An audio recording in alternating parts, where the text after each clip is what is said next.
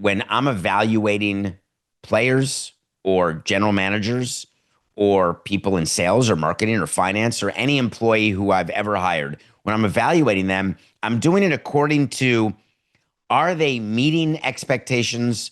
Are they exceeding expectations? Are they failing to meet expectations? Expectations are set by me.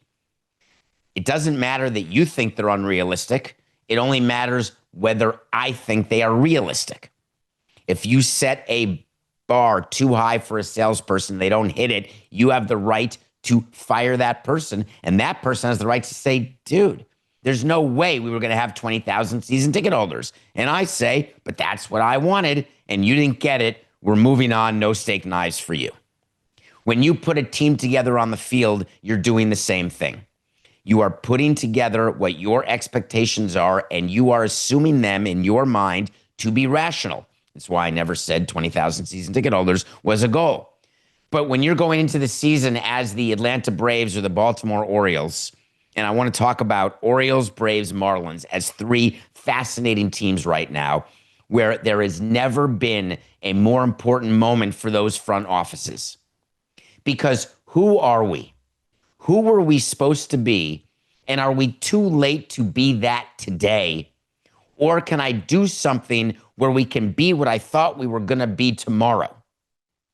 The Baltimore Orioles fired their manager, Brandon Hyde. You may recall that. The Baltimore Orioles are a significantly underperforming team who have played better of late. However, they find themselves 7.5 games out of the wild card. President David says that's only 2.5 games away from being 5 out. If you're 5 out, you're good to go. Baseball people telling me, David, we have to catch 6 teams. Unrealistic. It's hard. You can't jump that many teams. You're going to need some sort of streak that our team has not shown that we're able to do. What do you do as you head into the end of July and you're the Orioles when you keep waiting? I spent an entire season 20 years ago today, 2005, waiting. We're so good. How are we not winning more games? We are better than this. Let's go. Let's add. What a mistake, Coca. What a mistake waiting for something that was never going to happen. Of course, hindsight's 2020. But the Baltimore Orioles and their new owner are going to have to decide what they're going to do with their recent success. Are they going to try to buy at the deadline and try to say, hey, our young hitters, they're going to start performing. They're going to start performing the way we expected them to perform this entire offseason as we put the team together. The Yankees are vulnerable. The Blue Jays are so HOTT. They can't stay that hot forever, can they? The Red Sox are a mess. We are here. Oh, yeah. I don't want to talk about the Rays. That's what ALS. I have a little side note, Coca. Very quick. 2 minutes. Do you know teams in the AL East, much like teams in the NL East, do something funny? As a matter of fact, every division does it. You take a team in the division and you just dismiss them out of hand as you're calculating where you fit in the division for whatever reason. So if you're in the NL West, think about the Dodgers and their payroll. All those teams, they claim they're competing with them. The Padres want to be them. The Giants are trying to catch them. They're making trades. But they're all saying behind the scenes, it's the Dodgers, man. There's nothing we can do about them. Let's ignore it. In the AL East, they don't say it about the Yankees. They say it about the Rays. They ignore them. They just say, I'm not trying to catch them. I'm not trying to be them. I can't be them, can't catch them. I'm not going to think about them. In the NL East, back in the 90s, you would say it about the Braves. Even in the 2000s, we would say it about the Braves. Like, I don't know what we can do to possibly be the Braves or catch the Braves or have that sort of team. So I'll ignore it and I'll focus on the Mets and on the Phillies. So the Orioles are saying, all right, we're good here. I think we should buy. Except the new owner there is going to be smarter than that, because they're not going to be seduced by the fact that they are the longest odds to even make the playoffs. They're plus 1,000 right now on DraftKings, the Orioles are, to make the playoffs. The thing about plus 1,000, it's better than plus 4,000, Marlins, but plus 1,000 generally means NGTH. And if you're smart and you have a not gonna happen, you have to act accordingly. What stinks about the whole thing is you spend so much time getting ready for your season. The Braves spend so much time putting their core together, signing all of those players to those long-term deals and being so successful, and then having injury upon injury where you can say to yourself, it's injuries. It's not our inability to scout or develop. It's not our mistake in evaluating. We got bit by the injury bug. We have pitchers, fractured ribs, fractured elbows, Tommy Johns, hamstrings torn left and right. So you easily can dismiss what the Braves are doing as a 1-year problem because the Braves are out of it.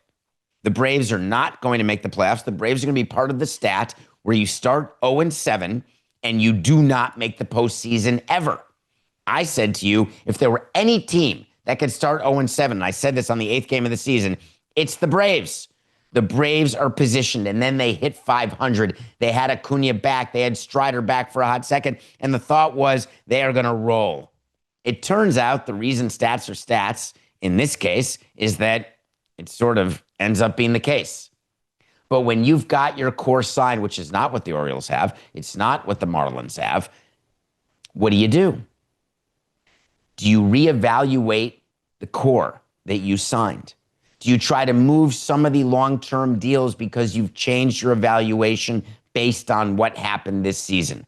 And my answer is an unequivocal no with a huge asterisk. The asterisk is that if you're the Atlanta Braves, you are Alex Anthopoulos running the baseball operations. You are on the phone, and I mean on the phone hard and long up to July 31st. Because if someone's going to overpay for your core because they're signed, you're going to do that deal. The Marlins are in the same position where they've had great success. I couldn't be happier for them, but they were not expected to perform, and they are in a position where they're still 7 games out of the wild card. It is irresponsible, in my opinion, for them to change their path. They are doing the right thing. They've putting young players together, and this season was about trading Sandy Alcantara. Just because you've had a run where you're winning a bunch of series in a row and there's so much excitement, you have an all-star Kyle Stowers, you made a great trade with the Orioles to get Norby and Stowers, everything's going great. I love it. You can't change. You've got to trade Sandy. Get more prospects in. Win the trade. Get an above-average major leaguer. Your young players will stay young for 3 years. You've got to keep that plan because you have to be realistic of where you are. And the Marlins at plus 4,000, where they basically have the worst odds of anyone in the National League, even with this hot streak. And the fact that they passed the Braves and the Nationals, it doesn't mean they're any closer to actually making the playoffs. This is when, and we'll pay close attention for the next 24 days, this is when front offices differentiate themselves. And we will see very plainly how it's all going to play out. But I've got a prediction. Wait to see when we tell you something's going to happen. Orioles, Braves, Marlins, all 3 of these teams with 3 different stories, all at the same place right now, between 7 and 8.5 games out of a playoff spot. All 3 will be sellers at this trade deadline. Even, and I win this, Coca, even if they also buy, they will be looked at as having sold. All 3 of those teams will be sellers.